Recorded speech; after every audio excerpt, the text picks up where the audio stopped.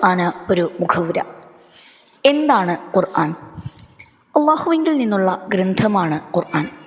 മാനവരാശിക്ക് ഒടുവിലത്തെ മാർഗനിർദ്ദേശം നൽകാനായി അള്ളാഹു അന്ത്യപ്രവാചകനായി മുഹമ്മദ് നബി സല്ലല്ലാഹു അലൈഹി വസല്ലമയെ നിയോഗിച്ചു.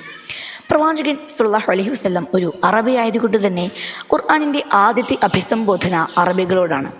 അക്കാരണത്താൽ ഖുർആൻ ഏറെ നിർമ്മലവും വശ്യവുമായ അറബി ഭാഷയിൽ അവതീർണമായി. ഖുർആനിൻ്റെ വിളിക്ക് ചെവിയോർത്തവരെല്ലാം അതിനെ ലോകമാകമാനം എത്തിക്കുകയെന്ന ഉത്തരവാദിത്തം നിറവേറ്റിക്കഴിഞ്ഞു.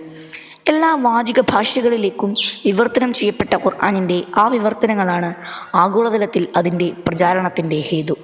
ഇതെല്ലാം സംഭവിച്ചത് വളരെ സ്വാഭാവികമായ സംഭവ പരമ്പരകളിലൂടെയാണ്. മനുഷ്യകുലത്തിനുള്ള അള്ളാഹുവിൻ്റെ അവസാന വേദമായ ഖുർആൻ അന്ത്യനാൾ വരെ അതിൻ്റെ ദൗത്യം നിർവഹിക്കും. മുഴുവൻ മനുഷ്യർക്കുമുള്ള മാർഗതീയമായതുകൊണ്ട് തന്നെ ലളിതമായാണ് ഖുർആനിൻ്റെ ശൈലി. ഖുർആനിൽ എന്താണെന്ന് മനസ്സിലാക്കിയ വ്യക്തിക്ക് മാത്രമാണ് അതിൽ വിശ്വസിക്കാൻ കഴിയൂ. മനുഷ്യൻ്റെ ഹൃദയത്തെയും മനസ്സിനെയും സ്വാധീനിക്കുന്ന വിവിധങ്ങളായ അടയാളങ്ങളും ആഖ്യാനങ്ങളും നിറഞ്ഞതാണ് വിശുദ്ധ ഖുർആൻ.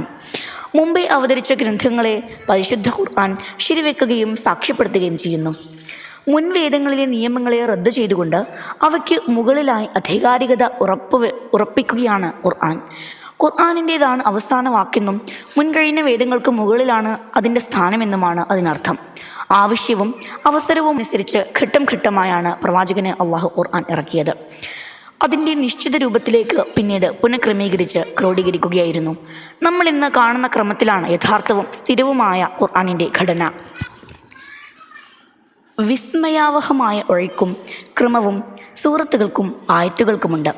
ഈ വിവേകപൂർണമായ ഘടനയാണ് ഖുർആനെ അർത്ഥസമ്പൂർണവും ചിന്തോദ്ദീപകവുമായി തീർക്കുന്നത്. ഹിജ്റയ്ക്ക് മുമ്പിറങ്ങിയ സൂറകളെ മക്കി സൂറകളെന്നും ഹിജ്റയ്ക്ക് ശേഷം ഇറങ്ങിയവയെ മദനി സൂറകളെന്നും വിളിക്കുന്നു. രണ്ടും അതിൻ്റെ വിഷയത്തിലും ശൈലിയിലും വ്യത്യസ്തത പുലർത്തുന്നവയാണ്.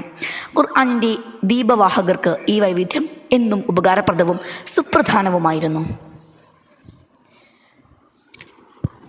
ഇനി നമ്മൾ ചർച്ച ചെയ്യുന്നത് ഖുർആൻ അള്ളാഹുവിൻ്റെ ഗ്രന്ഥമാണെന്നതിന് എന്താണ് തെളിവ്? ഖുർആൻ അള്ളാഹുവിൻ്റെ ഗ്രന്ഥമാണ്. ഖുർആൻ തന്നെ ആവർത്തിച്ച് അവകാശപ്പെടുന്ന കാര്യമാണിത്. ഈ ഖുർആൻ കൊണ്ടുവന്ന വിശ്വസ്തനും സത്യവാനുമായ പ്രവാചകൻ്റെ അത്യുന്നതമായ ജീവിതവും ചര്യകളും തന്നെയാണ് അതിന് പ്രമാണം. ഈ ഖുർആൻ വളർത്തിയ ഉമ്മത്തും ഇത് അവതീർണമായതു മുതൽ ഈ ലോകത്ത് സംഭവിച്ച എല്ലാ വലിയ മാറ്റങ്ങളും ആ അവകാശവാദത്തെ സ്ഥിരീകരിക്കും. എല്ലാത്തിലുമുപരി ഖുർആൻ സ്വതവേ തന്നെ അതിനെ സ്ഥിരപ്പെടുത്തും. ഖുർആൻ്റെ അതിമാനുഷികമായ അത്ഭുതങ്ങളെക്കുറിച്ചും പഠനം തന്നെ ഒരു പ്രത്യേക വിജ്ഞാന ശാഖയാണ്. ഇഅ്ജാസുൽ ഖുർആൻ എന്നാണ് ആ ശാഖയുടെ പേര്.